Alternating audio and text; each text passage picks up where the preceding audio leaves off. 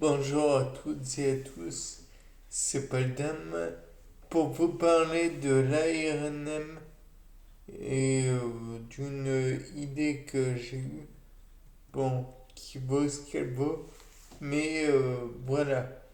Donc elle repose sur la technologie de l'ARNM et je me disais donc étant donné que cet ARNM est un ARN qui permet de produire une substance quelconque, peut-être, bon, c'est vraiment de l'hypothétique, peut-être injectée dans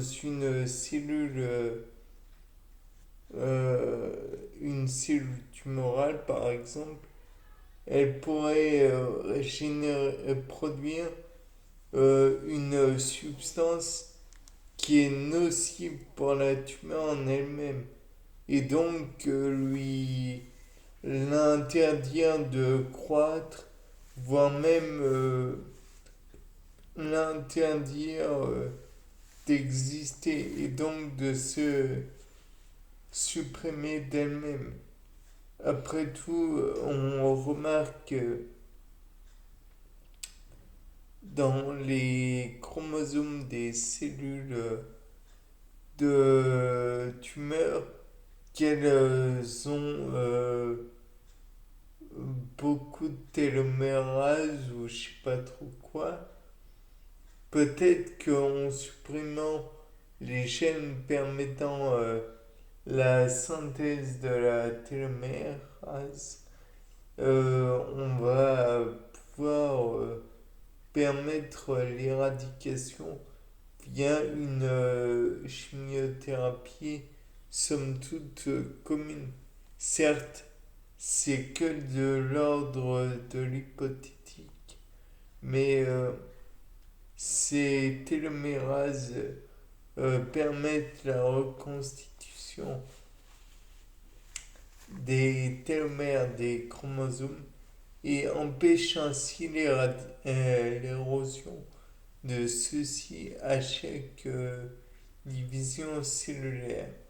Or, si on empêche la télomérase d'entrer en action et que les télomères sont donc érodés, étant donné que la tumeur va augmenter de volume rapidement, alors elle va se condamner d'elle-même rapidement.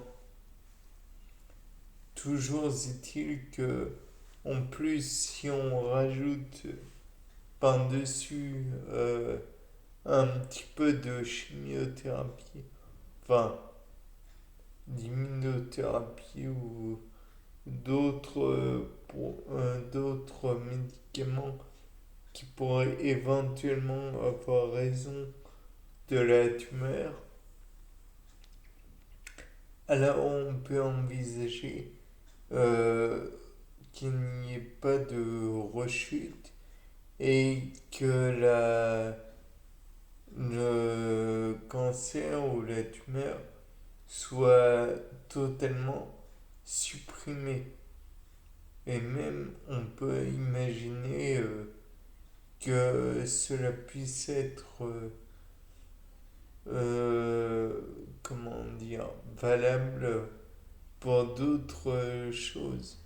Bien qu'il est normal que une cellule veuille mourir, puisque quand vous prenez un coup de soleil et que la, comment dire, que vous pelez à terme par la suite, c'est juste des cellules qui meurent parce qu'elles préfèrent mourir plutôt que de devenir cancéreuses. Donc à terme, il faudra vraiment voir quel type de cellules, comment les manipuler et tout et tout. Bien sûr, il reste aussi le problème de savoir un peu trop bien quelles cellules sont éradiquées. Puisque si vous éradiquez des cellules, par exemple, sexuelles, peut-être qu'à terme, vous pourriez engendrer un genre d'eugénisme.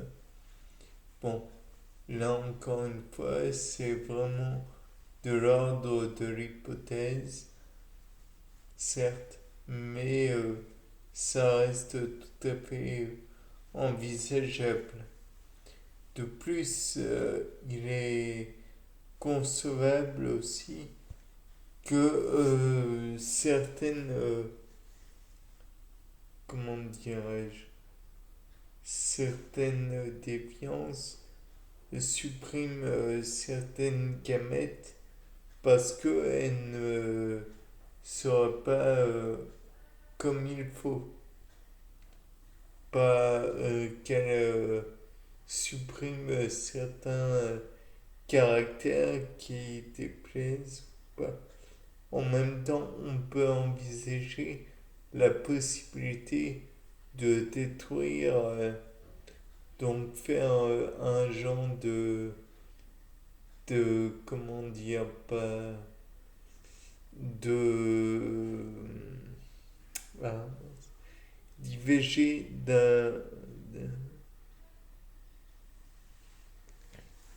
bien sûr, l'IVG depuis quelques années maintenant est autorisé. Interruption volontaire de grossesse. Certains vont dire quel crime, mais le fait est que le fait de tuer une personne est un crime aussi. Donc, à la limite, si on envisage le meurtre d'une personne qui